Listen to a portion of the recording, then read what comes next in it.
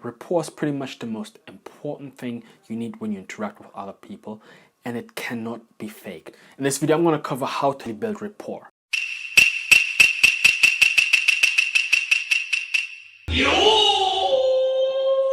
Here's why it's so difficult to make friends after you leave high school. Once we graduate and our friends leave, that's when we realize that we were not social to begin with. And instead of actually trying to work on our social skills, we isolate ourselves and play video games and hide behind social forums like Reddit. And this is not a good thing because they give us just enough comfort to actually not wanting to go out and socialize. By reading about things like rapport and then trying it out in real life, we come off as awkward and those robots that trying to build rapport. I want you to look at rapport as this jar, this empty jar. And the more rapport you build with somebody, the more the jar of rapport fills with kind of like rapport water. And the more it fills, the more you can actually request from the person you're talking to, whether it's their phone number or their name or just to hang out with you. And that is something that you can't read about in Reddit and then kind of like emulate it. You only get it in Team Jouhzu because I'm going to give you some real demonstration as to how I actually build rapport. Number one, listen. If you haven't watched my video about listening, I'll put a card here, but just to give you like a quick run through, basically just shut up and actually listen with your body. What you want to do is you want to mask the emotion that the person who's talking currently feeling and show that you're listening with your body. Here's an example. Some people say, oh, you black boys got it easy. I said, we haven't got it easy. We haven't. Tell them. No, we haven't got it easy. We are surviving. We are striving to survive in a world that will collide with the white society. And the Aboriginal society will diminish. It will be extinct. We will be extinct in the not so future. Ah, that hurts me. It does. It hurts me too. You can clearly see that I was really affected by what she was saying, and my body is actually showing it. I'm like, oh, my heart is hurting, you know, and that's what I genuinely felt at that moment. And that's why you can't really fake rapport, because people see through that. So it has to be genuine. It has to come from a genuine place. The second way I actually build rapport is through observations. Usually I use observations in order to actually get the ball and the conversation rolling early on.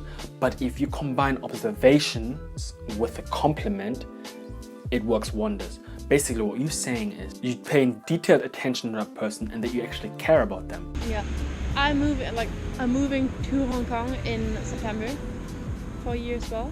For a year? Yes. To work. What are you gonna do there? Internship at a clothing company kind of. Damn, you look well off then. You must be well off. So. Is this from Game of Thrones, the tree, or what does this tree mean? It's a tree of life. What does that mean? Tell me. Fill me in. Kind of a symbol for like living your life and making the most out of it.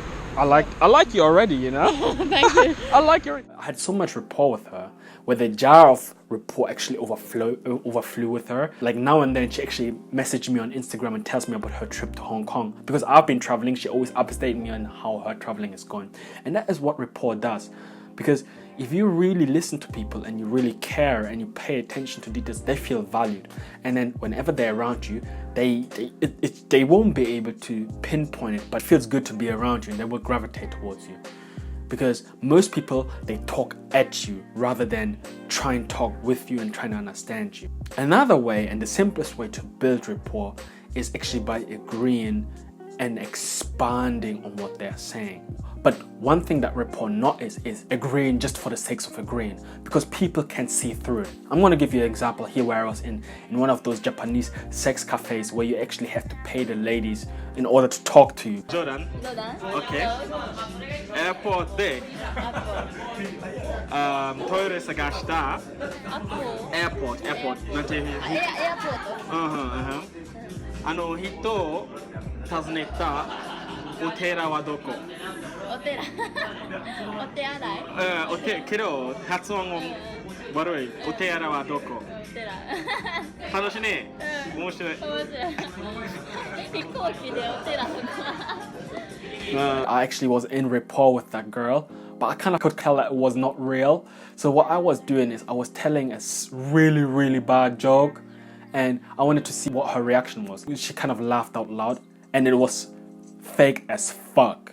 To me, it was funny, but other people might actually get offended. When it comes to early on in your social skills, you will take everything way too serious because you want to get it right. But that is actually what makes it awkward, you know? So most people, in other words, most people say, oh, if the person finished talking, I will try and agree with him to build rapport. But that's the wrong way to go about it. When the person is talking and you feel a certain emotion that you agree, that's when you agree. When you agree and expand on what they're saying, what you're saying is, look, I actually share the same reality as you. There's this one book I read. It's really good what you just said, literally. It's like, seek to understand the other person first before you seek to be understood. You know what I mean? That's not a book on the 7 habits, is it? Hey, yeah. I like that. No, it's because my primary school made up a song to all the 7 habits, so I don't want them. Dang, what is it? Go on, man. Habit 1, be proactive. Habit 2, begin with the end in mind. Habit 3, put first things first. Habit 4, think win-win. Habit 5, seek first to understand, then to be understood. Yeah. Habit 6, synergize. And habit 7, sharpen the skill.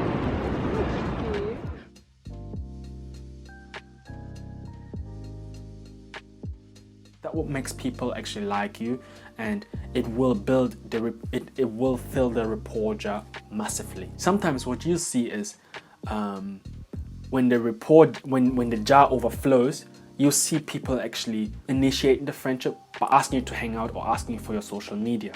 Like everybody asked it, like, why is that like? Let's just go for a walk a little. Maybe there is a bench over there. Like let's go to a bench.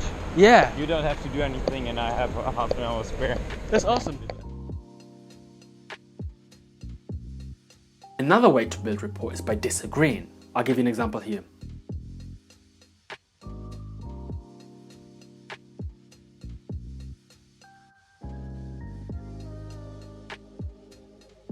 Coventry is not that great. I mean, it's quite great actually. It's quite good. I mean, it has changed a lot. Like if I look at the mall, like there's been like a lot of like improvements and stuff. Oh yeah, but certainly it's not like it's a fun city if you have fun friends. If you're by yourself, it's different. It's different. It's completely different. Yeah. I'm loving here actually.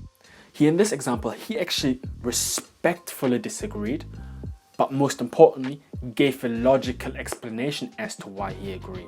So in a way, I wasn't offended because he was talking about his context. He says, I've got friends here.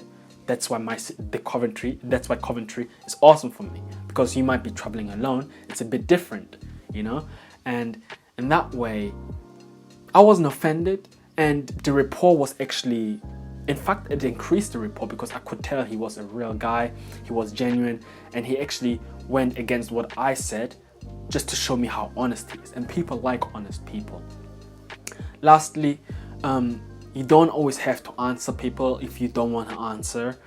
Sometimes people ask me about Brexit and I just tell them straight up, hey, I don't know enough to comment about it. And in that way, you save their face while at the same time don't threaten the jar of rapport. I hope this helps because it's something that comes with practice. The more you do it, the better it is. Initially, it will feel like a robot, but you've got to go out and try. And for those who actually really need help, I'm going to put up some pictures, a small exercise for you. But before you actually watch this video, give it a like, man, and subscribe if you haven't already. I'll see you next week.